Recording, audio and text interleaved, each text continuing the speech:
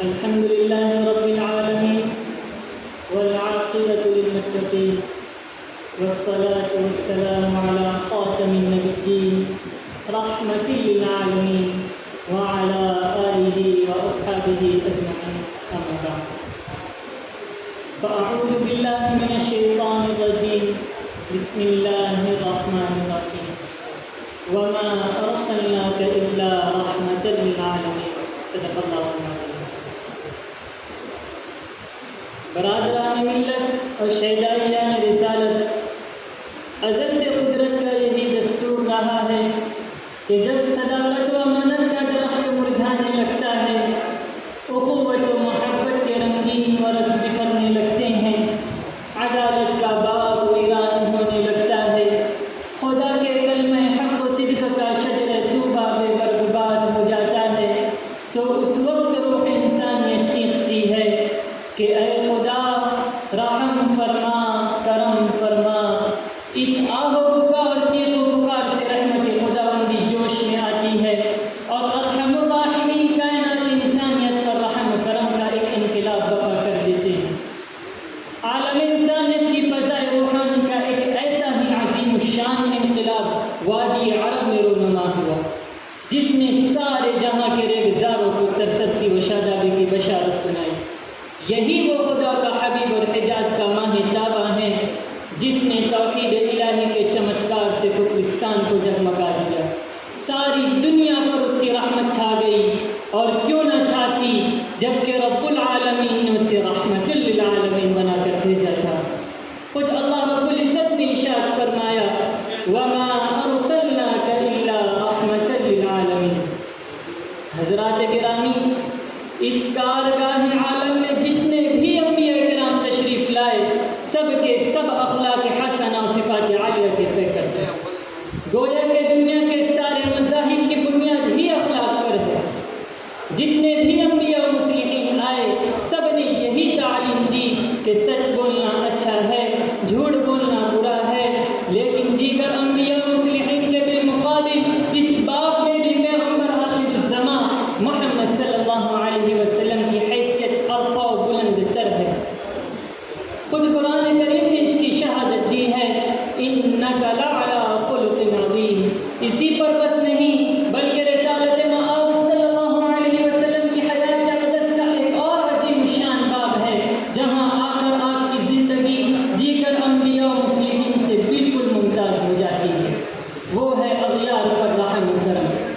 کیونکہ تاریخ کے اوراق میں اپنوں پر رحم و کرم کی مثالیں تو بہت ملتی ہیں، لیکن انسانیت کے ذخیرہ اخلاق میں سب سے کامیاب اور نادر الوجود جو چیز ہے وہ جانی دشمنوں پر رحم و کرم ہے.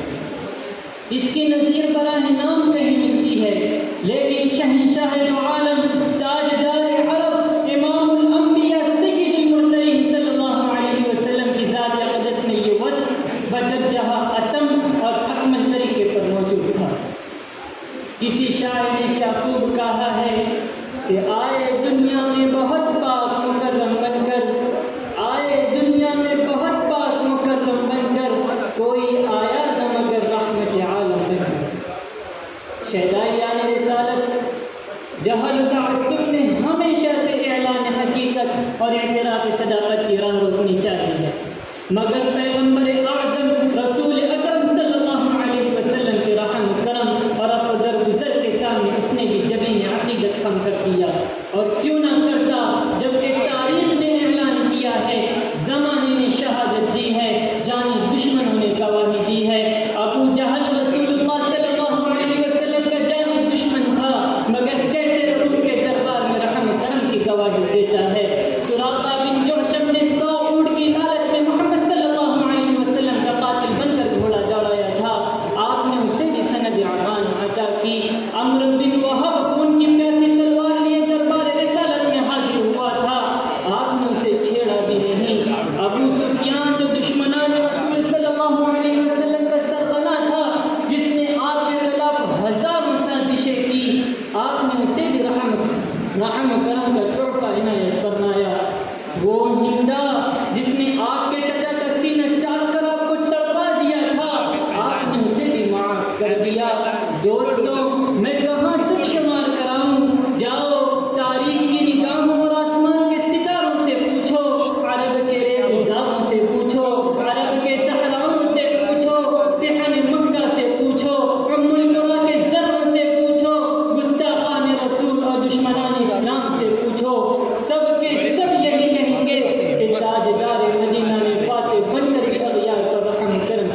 کیا ہے، حکمراں بن کر بھی جانے دشمنوں کے ساتھ آپ کو درگزر کا معاملہ کیا ہے، گالیاں سن کر بھی دعاؤں کا گلدستہ پیش کیا ہے، زخم کھا کر بھی دعائیں ہدایت دی ہے، تاریخ شاہد ہے، سیرت کی کتابیں گواہ ہیں، ذخیرہ احادیث لب گشا ہیں کہ محمد عربی صلی اللہ علیہ وسلم نے کبھی بھی کسی جانی دشمن اور قاتلانہ حملہ کرنے والے سے انتقام نہیں لیا۔ ایسی بات نہیں کہ آپ کے اندر انتقام لینے کی طاقت نہیں تھی، دشمن آپ کے قبضے میں تھے، شمشیر السنان موجود تھے، ہزاروں اشداء علی الکفار صفت جیال ہمراہ تھے۔ دنیا کا قانون بھی یہی تھا کہ آپ انتقام لے لیں، شہنشاہوں اور حکمرانوں کا دستور بھی یہی تھا کہ جان دشمنوں سے انتقام لیا جائے، مگر قربان جائیے اس آقا نامدار، مدینے کے تاجدار، احمد مجتبی محمد مصطفیٰ صلی اللہ علیہ وسلم کی ذات اقدس پر کہ انہوں نے ایسے موقع پر بھی رحم و کرم اور عفو درگزر کا اعلان کیا۔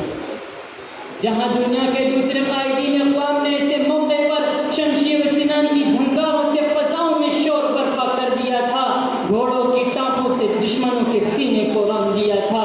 رسول عربی کے دیوانوں، یہ ایک مثال نہیں ہے، اس قسم کی بے شمار مثالیں تاریخ کے اوراق میں درج ہیں، اور اغیار پر رحم و کرم کا ہر ایک واقعہ آب زر سے لکھے جانے کے قابل ہے۔